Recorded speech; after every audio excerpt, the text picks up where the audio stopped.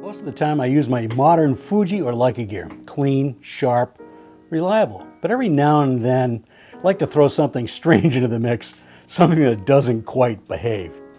This lens is one of those. It's the 21mm Super Angulon, designed by Schneider and made for Leica in the 60s. And honestly, it's kind of a disaster in color on digital. But in black and white, it can be pretty awesome. It's magic. Let me show you why.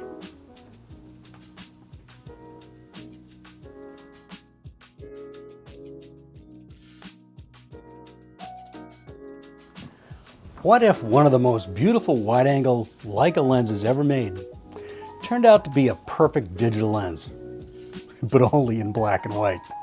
This is the Leica 21mm Super Angulon, designed by Schneider in the 1960s. It's a lens full of digital quirks, sharp in the center, somewhat dark and magenta in the corners, but a delight to use on digital. But it also has a kind of magic, a way of seeing that forces you to slow down, think in black and white, and embrace the perfection.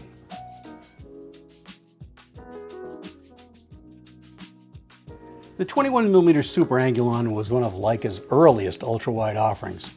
Designed by Schneider, it was originally made for the film M series cameras. That's where it shines, on film. On digital bodies like the Leica MP240 right here, things get more complicated. There's vignetting, magenta color shifts around the edges, exposure issues unless you use live view or the EVF2. And the rare element, it dives so deep into the body it practically kisses the sensor glass. But despite all that, or maybe because of it, I keep reaching for this lens for black and white work. If you're using this lens on a digital M, you'll need to use live view or the EVF, Leica's electronic viewfinder. Without it, metering is unreliable. Focusing with the rangefinder is still great up to about 2 feet close up, but that is where focusing stops. The EVF is your lifeline here. From 2 feet to a little inside 16 inches, the EVF2 and focus peaking save the day. Live view shows the truth. The magenta vignetting, it's not pretty, but it is honest. It's slow, manual, a little clumsy, but that's where the charm lives.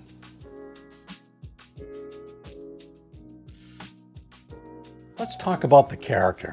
This lens vignettes like crazy. In color, it's basically unusable without heavy correction. You'll see magenta shifts, slightly smeared edges, etc., etc. But in black and white, it's something else. The fall off adds mood, the center pops, and the flaws become a kind of signature. You don't just shoot with the Super Angulon, you collaborate with it. I mostly shoot black and white JPEGs straight out of the MP240 or convert RAW files later.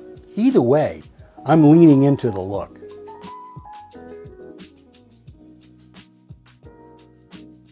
Here's something this lens can do that the newer 21mm Super Elmar can't, and that's close focus.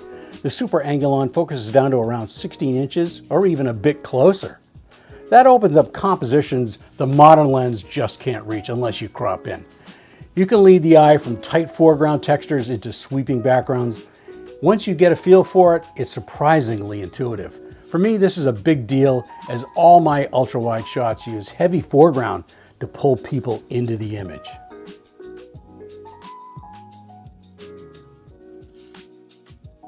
In the field, the Super Angulon forces you to slow down. It's not forgiving. You have to work with the limitations. I use the rangefinder to focus all my images outside of 2 feet. When I need to get close to the foreground, I use the EVF2 and focus peaking the nail focus. You start noticing light and shadow a little differently. You compose with edges in mind. You anticipate how the vignette will shape the image. When I use the 21SA on the digital MP240, I always shoot JPEG and RAW, with the JPEG being black and white. This gives me a good idea of what I will get when I'm looking through the preview.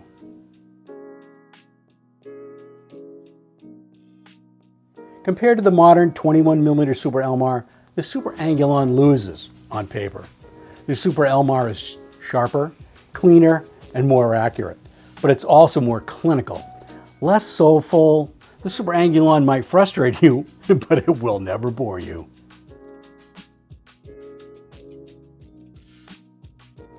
So is this lens worth using today? Only if you're ready for a challenge. It's not convenient, it's not versatile, but if you shoot with intention, especially in black and white, it rewards you with something rare, images that feel alive. And for me, that's enough.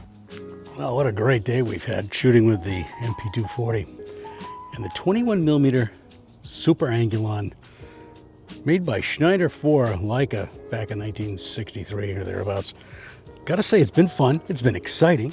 I shoot with it in black and white JPEG mode, so I don't see the fringing going on unless it's really bad.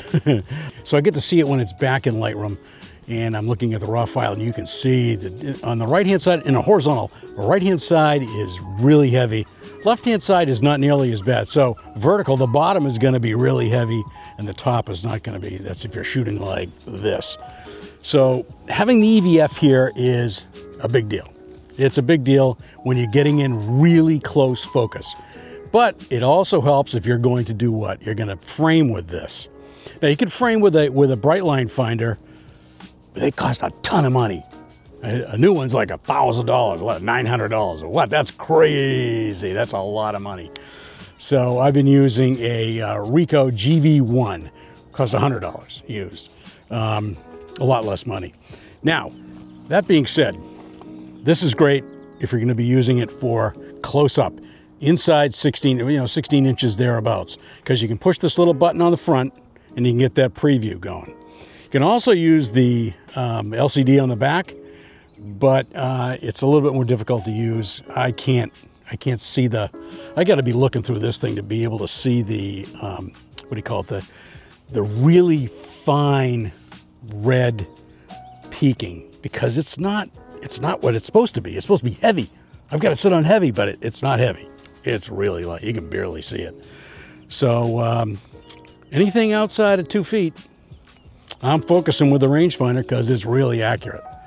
And I've been shooting at f8 here because when you get a little bit close, then depth of field is going to mean something. So I'm trying to get some depth of field out of it. I'm not going to shoot at 3.4 because then it just knocks out too much. But fun using it. Old lens, new technology. What fun. So if you wouldn't mind, please like, subscribe, comment. That would be awesome. And remember, it's not what you photograph, it's how you photograph it. And we'll catch you next time.